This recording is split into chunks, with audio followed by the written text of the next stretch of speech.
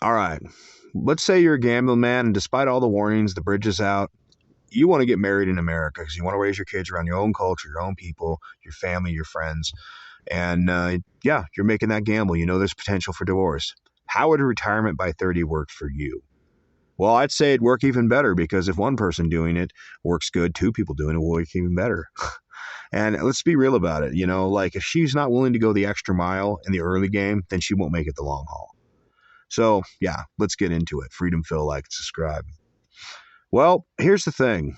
Instead of just buying one house, because I know a lot of people that have criticized, they'll say, well, most people don't want to live like you live. I don't expect most people to live like I live. I even have pointed this out multiple times. I'm talking about people having a house, a regular house. And if your house is paid off, what are your bills? What is your carrying cost? Like your utilities. And if you, let's say you have a wood stove, your heating bills in the winter go vastly down. A little bit of electricity, a little bit of water. It doesn't take much work to make that much money per year. And to the point where you work a part-time job tops, or maybe you work part of the year and you've got all the money you could possibly need if you have your house paid off. So what I suggest allows you to pay off a house, not pay off, pay cash for a house. Because once again, if you're not one of these morons, I run into these people. And by the way, if you think I'm talking about you, I'm not. What you are is a syndrome of uh, groups of people I've seen in America where you'll have like the nagging wife and the field slave of a husband. And the attitude is we must have stone countertops and gaudy looking tile and all this other crap that the TV, Neat Tina on the TV told us we must have this level of SUV because it proves that I'm worth something. Your garage ornament is just a nice people mover. The irony being you'll probably get rid of it before it even really, you ever get your money back on it. But these people are dumb. These people care more about things than they do about their family. You see, a true loving family, look, as long as you've got a good home and once again paid off, so you don't have to hardly work at all, love is what matters with a family, not what type of furniture. It's Italian leather. Oh my God, it's Italian leather. These things don't matter. All this crap that you see most people caring about, that's not love. That's the love of things. If you love your children and you love your wife and vice versa, she loves you, it's a happy family. It doesn't matter what you do. And these are people that'll be stronger bonds that'll probably take care of their parents in old age because they're decent people. You don't see that with a lot of the neat Tinas of the world and their field slave husbands. You don't. You don't see that. You see people that are like that song by Nine Inch Nails, head like a hole, bow down before the one you serve. But so how does this work even better? Well, you buy two houses because you're both doing the same plan, whether it's trucking or the trades or do something living as cheap as possible. And then while you're working your way up, ladies, you're on birth control. You're on birth control for a handful of years. And then instead of having kids at 18 or 25, maybe you're 27 when you decide to have a brood of kids.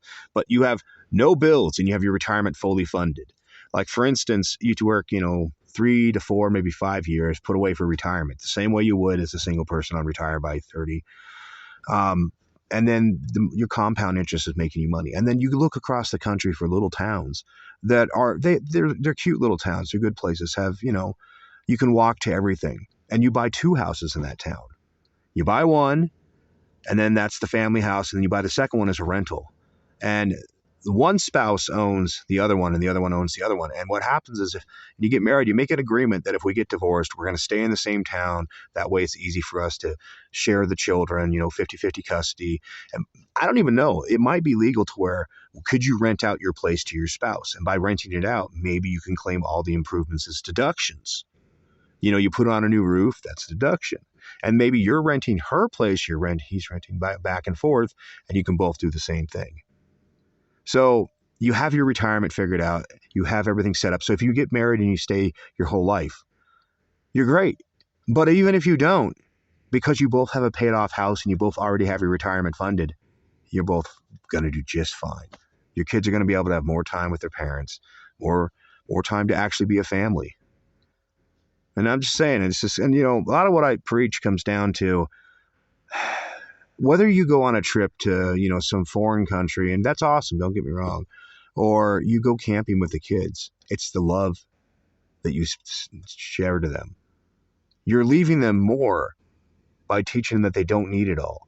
Then, because you're teaching them the idea that your life and your time matters. And imagine, just once again, if you're retired at a younger age, you'd have more. You could go to the gym and work out. You could be in a peak physical specimen for most of your life. You're likely not. You're able to be able to have more time with your gardening. You're able to afford better food. You're going to live a better quality life because you're not obsessed with what other people tell you to, need and want. And that's what's sad about it. You look at music, culture, TV, what people worship, and it's all programming. That's all it is. Like, people like, what is the popular thing? Well, whatever the TV told you was popular. What is the thing I must have in my house? Whatever they're trying to sell you. And if you buy that crap, well, if you're boss girl Tina with the house slave of a husband, or field slave in a lot of cases, yeah, yeah, I can't help you. I can't save you. You go chase the shiny things like a monkey. But for the intelligent people, yes, retiring by 30 means you're not obsessed with meaningless things that ultimately don't matter. And you could be a happily married couple if you choose to. But it's up to you. Do as you want to do. Freedom Phil, y'all have a good one.